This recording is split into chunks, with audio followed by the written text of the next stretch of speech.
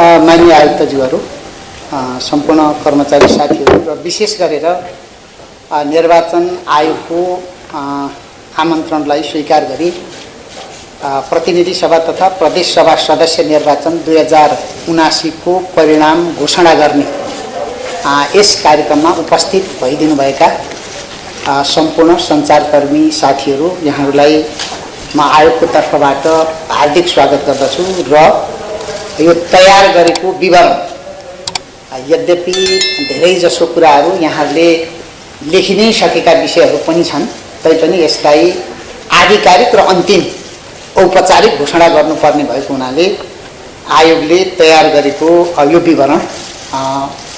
परिणाम घोषणाको विवरण म प्रस्तुत गर्न अनुमति चाहन्छु। निर्वाचन आयोगले मिति 2079 मङ्सिर 28 गते अर्थात् आजै प्रतिनिधि सभा सदस्य निर्वाचन ऐन 2074 को दफा 60 र प्रदेश सभा सदस्य निर्वाचन ऐन 2074 को दफा 60 बमोजिमको प्रक्रिया पूरा गरी समानुपातिक निर्वाचनको परिणाम घोषणा गरेसँगै प्रतिनिधि सभा तथा प्रदेश सभा सदस्य निर्वाचनको अन्तिम नतिजा प्रकाशन गर्ने कार्य सम्पन्न गरेको छ। आयोगले प्रतिनिधि सभाको पहिलो हुने निर्वाचित हुने निर्वाचन प्रणाली र समानुपातिक निर्वाचन प्रणालीतर्फको निर्वाचन परिणाम सहितको प्रतिवेदन निर्वाचनको नतिजा घोषणा भएको 7 दिनभित्र राष्ट्रपति समक्ष र प्रदेश सभाको हकमा प्रदेश प्रमुख समक्ष पठाउनु पर्ने प्रावधान बमोजिम 2079 मङ्सिर 29 गते सम्मान्य राष्ट्रपतिज्यू समक्ष प्रतिनिधि सभा सदस्य निर्वाचन 2079 को परिणाम सहितको प्रतिवेदन प्रस्तुत गर्ने कार्यक्रम रहेको छ। त्यसैगरी आगामी पौष 2 गते प्रदेश सभा सदस्य निर्वाचन 2079 को परिणाम सहितको प्रतिवेदन सातै प्रदेशको राजधानीमा प्रदेशका मान्य प्रदेश प्रमुखज्यूहरू समक्ष आयोगका पदाधिकारीहरूबाट प्रतिवेदन प्रस्तुत गरिने कार्यक्रम रहेको छ र त्यसै दिन हामीले यो ठिक 1 बजेको निम्ति यो मिति तय गरेका छौं र त्यसै दिन सातैवटा प्रदेशमा प्रदेशका सम्पूर्ण मिडियाकर्मी साथीहरूसँग हामीले पत्रकार सम्मेलन गरेर सबै ठाउँमा एकैचोटि सबै ठाउँबाट त्यो प्रदेशको विस्तृत विवरण यहाँ पनि हामीले प्रस्तुत गर्ने गरी आवश्यक तयारी गरिएको कुरा म यहाँ जानकारी गराउन चाहन्छु। यसरी प्रतिनिधि सभा तथा प्रदेश सभा सदस्य निर्वाचन 2079 को प्रतिवेदन पठाइसकेपछि निर्वाचित सदस्यहरूको नामावली नेपाल राजपत्रमा प्रकाशित गरिनेछ। आयोगले तयार गरेको निर्वाचन परिणाम प्रतिवेदन अनुसार प्रतिनिधि सभातर्फ 275 र प्रदेश सभातर्फ 550 जना गरी कुल 825 जना निर्वाचित हुनुभएको छ। म निर्वाचित सबैलाई हार्दिक बधाई र शुभकामना दिन चाहन्छु, जसमा प्रतिनिधि सभातर्फ पुरुष 184 जना 66.90% र महिला 91 जना 33.10% निर्वाचित हुनुभएको छ भने प्रदेश सभातर्फ पुरुष 350 जना 63.64% र महिला 200 जना 36.36% निर्वाचित हुनुभएको छ।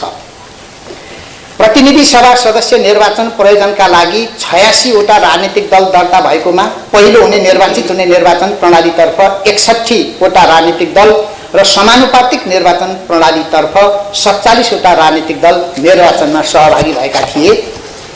प्रतिनिधि सभाको पहिलो हुने निर्वाचन प्रणालीतर्फ महिला 225 र पुरुष 2186 गरी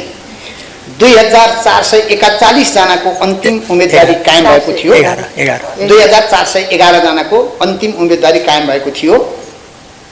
सोही सभाको समानुपातिक निर्वाचन प्रणालीतर्फ महिला 1187 र पुरुष 1012 गरी 2179 जना उम्मेदवारको अन्तिम बन्द सूची कायम गरिएको थियो। त्यसैगरी प्रदेश सभातर्फ पहिलो हुने निर्वाचन प्रणालीका लागि महिला 280 र पुरुष 2943 र अन्य एक गरी 3224 जनाको अन्तिम उम्मेदवारी कायम गरिएको थियो भने सोही सभाको समानुपातिक निर्वाचन प्रणालीतर्फ महिला 1511 र पुरुष 2197 गरी कुल 3708 जना उम्मेदवारको अन्तिम बन्द सूची कायम गरिएको थियो। यस अनुसार प्रतिनिधि सभा तथा प्रदेश सभा सदस्यको पहिलो हुने निर्वाचित हुने निर्वाचन प्रणाली र समानुपातिक निर्वाचन प्रणालीका लागि कुल उम्मेदवारको संख्या जम्मा 11,542 रहेको थियो। प्रतिनिधि सभा तथा प्रदेश सभा सदस्य निर्वाचन 2079 का लागि महिला 88,47,579, पुरुष 91,40,806 र अन्य 185 गरी कुल 1,79,88,570 मतदाता कायम रहेका थिए। अन्तिम मतदाता नावलीमा नाम समावेश भएका व्यक्तिहरू मध्येबाट मतदाता नावली ऐन 2073 को दफा 30 बमोजिम तयार गरिएको अस्थायी मतदाता नावलीमा 4,50,000 मतदाताहरू रहेका थिए। देशभरिका सम्पूर्ण मतदाताको सहजतालाई मध्यनजर गरी यस निर्वाचनमा 10,892 मतदान स्थलका 22,227 वटा मतदान केन्द्रबाट मतदान गर्ने व्यवस्था मिलाइएको थियो। त्यसैगरी अस्थायी मतदाताहरूलाई प्रतिनिधि सभाको समानुपातिक निर्वाचन प्रणालीतर्फ मतदान गर्ने व्यवस्था अनुरूप 141 अस्थायी मतदान स्थलहरूको समेत व्यवस्था गरिएको थियो। प्रतिनिधि सभा सदस्य निर्वाचनको पहिलो हुने निर्वाचनमा 1,10,47,034 अर्थात् 61.41% मतदान भएको थियो, जसमध्ये 1,04,87,958 मत सदर भएको थियो भने 5.06% मत बदर भएको थियो। सोही सभाको समानुपातिक निर्वाचन प्रणालीतर्फ 1,11,26,226 अर्थात् 61.85% मतदान भएकोमा 1,05,60,082 मत सदर भई 5.09% मत बदर भएको थियो। प्रदेश सभातर्फ पहिलो हुने निर्वाचन प्रणालीका लागि 1,10,34,500 अर्थात् 61.36% मतदान भएको थियो,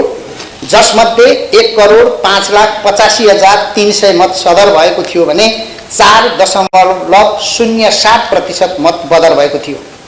सोही सभाको समानुपातिक निर्वाचन प्रणालीतर्फ 1,10,28,376 अर्थात् 61.31% मतदान भएकोमा 1,03,06,011 मत सदर भई 6.55% मत बदर भएको थियो।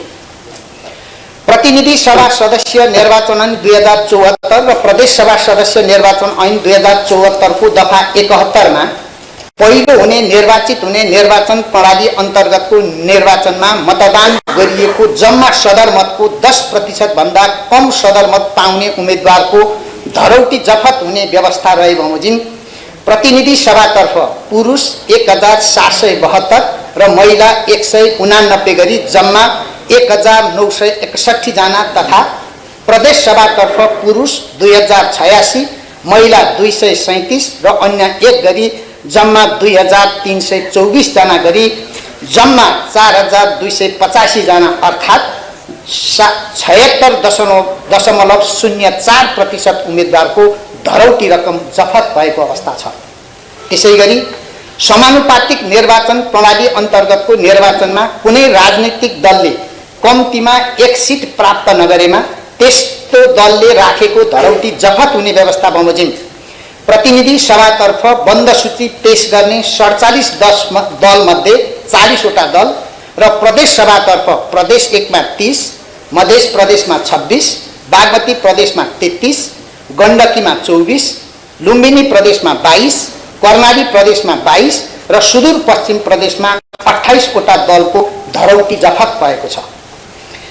राजनीतिक दल सम्बन्धी ऐन 2073 को दफा 52 मा प्रतिनिधि सभाको समानुपातिक निर्वाचन प्रणालीतर्फ कम्तीमा 3% मत र पहिलो हुने निर्वाचन प्रणालीतर्फ 1 सिट प्राप्त गर्ने दलले मात्र राष्ट्रिय दलको मान्यता प्राप्त गर्ने व्यवस्था बमोजिम यस निर्वाचनबाट 7 वटा राजनीतिक दलले राष्ट्रिय दलको मान्यता प्राप्त गरेका छन्। प्रदेश सभा सदस्य निर्वाचन ऐन 2074 को दफा 60 मा प्रदेश सभामा समानुपातिक निर्वाचन प्रणालीतर्फको कुल सदर मतको 1.5% वा सो भन्दा बढी मत प्राप्त गर्ने दलको तर्फबाट मात्र उम्मेदवार निर्वाचित हुने व्यवस्था छ। सो व्यवस्था अनुसार प्रदेश नम्बर 1 मा 6, मध्य प्रदेशमा 10, बागमती प्रदेशमा 7,